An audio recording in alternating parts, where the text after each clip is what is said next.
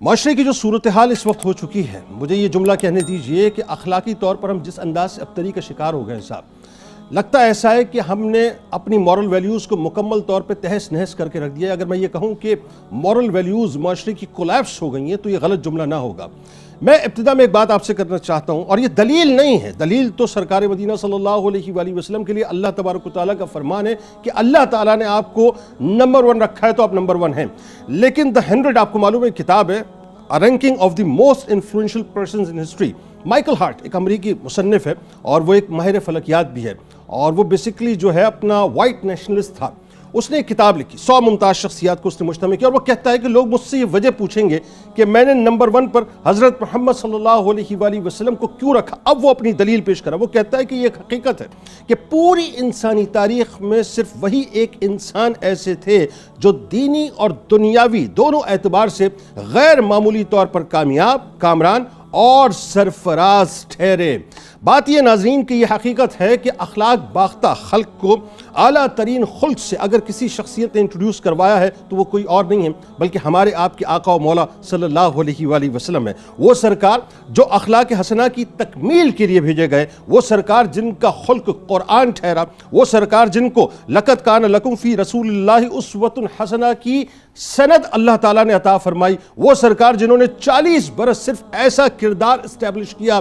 کہ جو جان کے دشمن تھے وہ بھی انہیں صادق اور امین پکارتے تھے، وہ سرکار جنہوں نے قاتلوں کو معاف کر کے داخل اسلام کیا، وہ سرکار جنہوں نے اپنے حلم سے سخت دلوں کو موم کیا۔ وہ یہودی وہ جو قرض مانگتا تھا، یاد ہے نا کہ سرکار علیہ السلام نے 5 گانہ نمازیں وہیں ادا کی تھیں، وہ انتہائی ترش لہجے میں بات کرتا تھا، لیکن نتیجہ کیا نکلا کہ اس نے کہا کہ میں توریت کی ایک نشانی تلاش کر رہا تھا، وہ آج میں نے آپ میں پالی ہے اور میں آپ پر ایمان لاتا ہوں۔ وہ سرکار ناظرین جن کے سر اقدس پر وَإِنَّكَ لَعَلَىٰ خُلُقٍ عَظِيمٍ کا عظیم ترین تاج سجا، وہ سرکار جو پیکر میں بھی سب سے زیادہ حسین ہے اور اخلاق میں بھی سب سے زیادہ بلند ترین ہیں، وہ سرکار جو اللہ تعالیٰ سے سب سے زیادہ ڈرنے والے ہیں، وہ سرکار جن کی معاشرت سب سے اعلیٰ ہے، وہ سرکار جن کی ذات مبارکہ تمام صفات عالیہ کا مکمل طور پہ مرقع اور مرصع ہے، وہ سرکار جو مریضوں کی عیادت فرمایا کرتے تھے، سنتے جائیں، وہ سرکار جو جنازوں میں شرکت فرمایا کرتے تھے، وہ سرکار جو یتیموں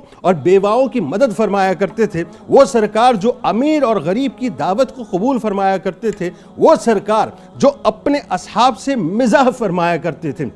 آج ہمارے یہاں لوگ جو ہیں وہ معاذ اللہ لطیفے سنانے کی صورت میں جو ہے وہ انتہائی ناشائستہ گفتگو کرتے ہیں، میرے سرکار مزاح فرمایا کرتے تھے۔ وہ سرکار جو لوگوں میں سب سے زیادہ تواضع اختیار فرمایا کرتے تھے، وہ سرکار جو اپنے گھر والوں کی ضروریات خود پوری کرنے والے تھے، وہ سرکار جو کمزوروں کے ساتھ انتہائی نرمی سے بات کیا کرتے تھے، وہ سرکار جو شرم و حیا میں سب سے زیادہ بلند مقام رکھتے تھے، وہ سرکار جو کھانے میں کبھی عیب نکالنا پسند نہیں فرماتے تھے، وہ سرکار جو ہدایت قبول فرمایا کرتے تھے، وہ سرکار جو احسان کا بدلہ کئی گنا بڑھ کر عطا فرمایا کرتے تھے، وہ سرکار جو کثرت سے اپنے رب کا ذکر اور فکر فرمایا کرتے تھے، وہ سرکار جو کائنات کے مالک و مختار ہونے کے باوجود اپنے گھر میں سادہ طرز زندگی اختیار فرمایا کرتے تھے، وہ سرکار جو اپنے کپڑوں کو خود صاف فرمایا کرتے تھے، وہ سرکار جو اپنے کپڑوں میں خود پیوند لگایا کرتے تھے، وہ سرکار جو اپنی نالین مبارک کی خود اصلاح فرمایا کرتے تھے، وہ سرکار جو بکریوں کے دودھ کو خود دھویا کرتے تھے،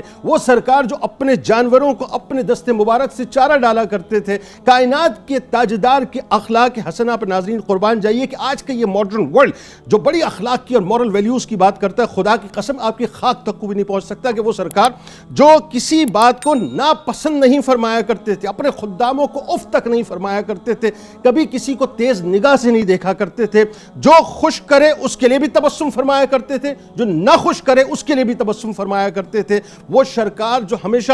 شرم و حیا کی وجہ سے اپنی چشمان مبارک کو جھکا کے رکھا کرتے تھے، وہ سرکار جو چھوٹے بڑے سے صرف اور صرف محبت سے بات کیا کرتے تھے، وہ سرکار جو ہر ایک کی عزت نفس کا خیال رکھا کرتے تھے، وہ سرکار جو شرفاء قبائل کی باقاعدہ توقیر کا اہتمام کیا کرتے تھے، وہ سرکار جو آنے والے مہمان کی تعظیم فرمایا کرتے تھے، یعنی یوں کہہ لیجئے ازواج مطہرات ہوں، بیٹیاں ہوں، داماد ہوں، اپنا ہو، پرایا ہو، بادشاہ ہو کہ غلام ہو، दोस्त हो कि दुश्मन हो, रिश्तेदार हो या सहाबा हो, अदालत हो या अमानत हो, शर्म व हया का पहलू हो या जुबान का इस्तेमाल हो, जंग का मैदान हो या असहाब सुफ़ा का चबूतरा हो, लेन देन हो या खत व किताबत हो, कोई मुआहिदात हो, सरकार के अखलाक हसना वो है साहब कि आज दुनिया अगर उनकी खैरात लेना शुरू कर दे तो खुदा की इज्जत व जलाल की कसम हमें सही मानों में पता चलेगा कि मॉरल वैल्यूज़ होती क्या हैं।